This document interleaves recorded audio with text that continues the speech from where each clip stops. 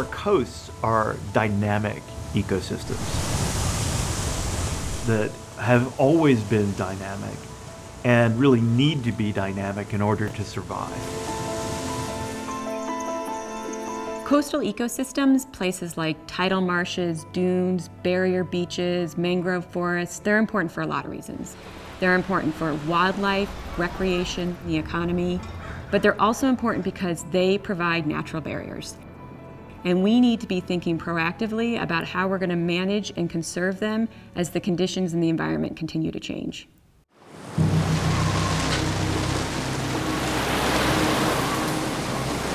Powerful waves, gale-force winds, torrential rain. Storms have always presented a challenge to life on the coast. And while it's impossible to calculate the full impact of extreme weather on people's lives, the financial costs have been staggering. In 2017 alone, coastal storms cost the U.S. economy over $100 billion. You have more and more people actually wanting to live near the coast. Then you have sea level rise occurring. And then in addition, we're starting to see either more frequent or more intense storms. This area has experienced storms and rain and has adapted to it. What we've never seen before, at least we didn't see it coming, is sea level rise. Water levels came all the way up to here. I mean, it was nutty. We're already beginning to see changes along the coast as a result of sea level rise. We're seeing marshes that were once thriving and healthy starting to disappear because of chronic inundation and erosion. We're seeing islands that were really important seabird nesting sites eroding away. You know, if we lose this island, the birds are going to lose the nesting habitat. So there isn't that, you know, other spot that the birds can easily go to and pick a new home. At least 40% of the U.S. coastline is experiencing erosion.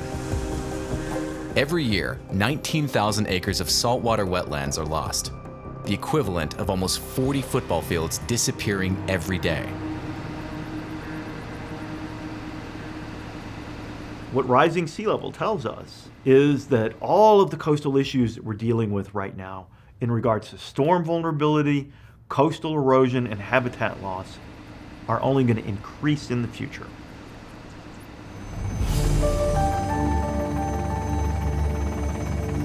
If you look up and down the East Coast, and especially the Mid-Atlantic, development pressures and humans' impact really has created an environment where it's not in harmony with the natural changing environment.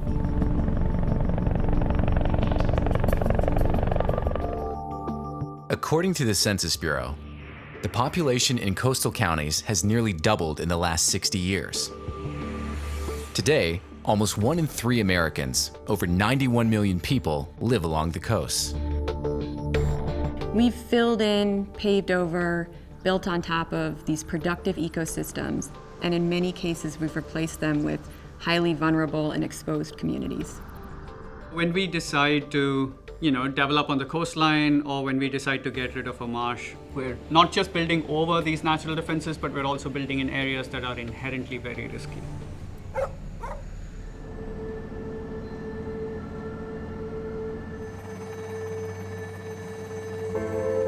Our hearts go out to the families who have lost loved ones. You know, their world has been torn apart. Our focus will continue to be public safety.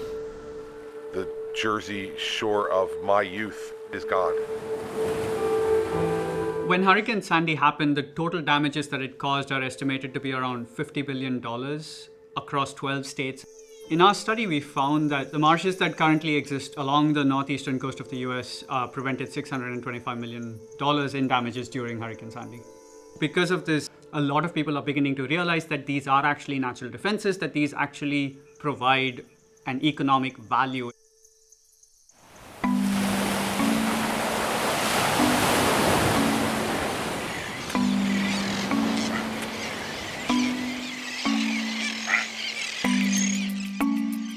The more wetland that you have in front of your property, your road, your infrastructure, the less wave energy there's going to be. Coastal ecosystems act as natural barriers. providing storm and flood protection by absorbing wave energy and lowering wave height. Just 30 feet of marsh can absorb 50% of wave energy. And coral reefs can reduce that energy by up to 97%, slowing waves down and causing them to break offshore. I like to think of these ecosystems as nature's speed bumps. All of those systems are causing that wave energy to have to slow down so that hopefully by the time it reaches farther inland, maybe to people's houses or to roads, the waves do not have as big an impact. Maybe it doesn't flood as far, or it doesn't flood as much if it's a very big storm, or maybe it doesn't flood at all. Traditionally, projects designed to address storm and flood protection have relied on built infrastructure, like seawalls, jetties, groins, or riprap.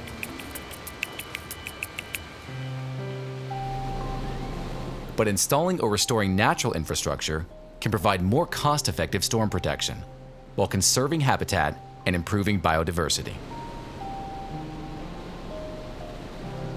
A seawall only provides one benefit, storm protection, and it provides that benefit really only when a storm is approaching. Natural infrastructure, by contrast, is actually providing a whole host of co-benefits, including habitat, water quality, carbon sequestration, perhaps recreation opportunities, and it's providing them all the time, all year round. Built infrastructure was designed for very specific conditions, and it doesn't change. It can't grow, for example, as sea level rise occurs. Natural infrastructure, on the other hand, can grow in many cases and keep pace with sea level rise. So oyster reefs, for example, and marshes and mangroves and coral reefs can keep pace with sea level rise as it's occurring. Those ecosystems have been doing that for hundreds or thousands of years. Armed with this knowledge, a diverse mix of individuals, agencies, and institutions are coming together to improve resiliency and protect habitats and communities on the coast. At Blackwater National Wildlife Refuge, the Fish and Wildlife Service are working with a host of partner organizations to respond to sea level rise that's led to over 5,000 acres of lost tidal marsh. I've worked for the federal government for a long time. I've done a lot of planning exercises, but this is hands down the most productive and important planning exercise that I've ever been involved in. In Stratford Point, Connecticut, Audubon staff are partnering with Sacred Heart University on a unique living shoreline installation that employs reef balls to limit wave damage and restore habitat. To see these reef balls get put in and to really see this salt marsh establishing behind them, I definitely think that's success. And in Delaware, the Prime Hook National Wildlife Refuge has recently completed one of the largest ecosystem restoration projects ever undertaken on the East Coast, recovering thousands of acres of lost beach and marsh while protecting the local community from increased flooding and storm surge. If we restore the system to a better condition, all these other benefits come from it. If all this is important to us, then you need to invest in that.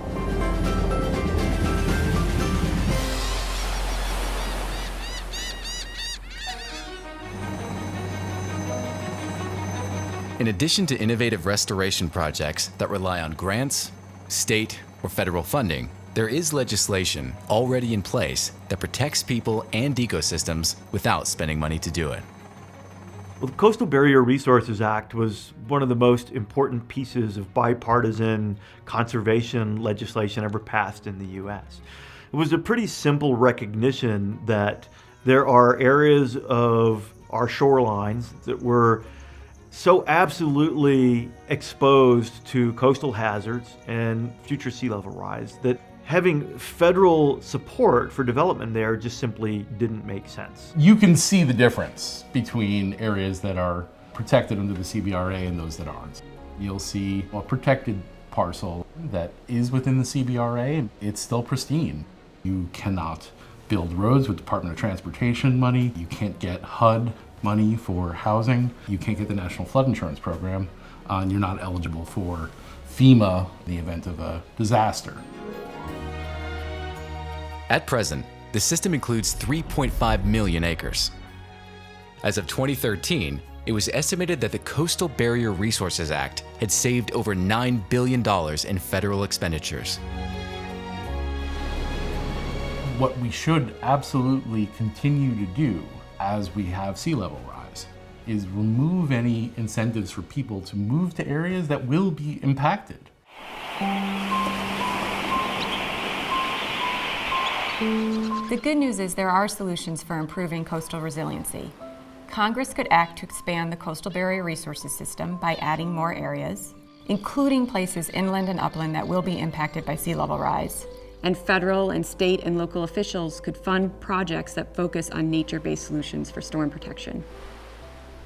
Where they still exist, we should be putting a high priority on making sure we are protecting existing ecosystems. And where there are degraded systems, we want to be prioritizing restoring those systems as well. If we do nothing, I think that the kinds of news stories we see after hurricanes like Harvey or Florence or Superstorm Sandy, that those are just going to become more and more the norm.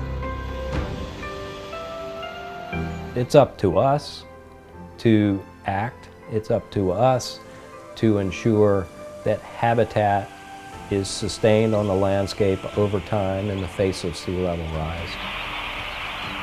I'm optimistic about the outlook, but we need to begin now to actively improve the resilience of coastal habitats and ensure that those habitats persist on the landscape. We can't build our way out of this problem. It's going to require working with and investing in our natural systems in order to have long-term meaningful protection for the wildlife and people across our coast.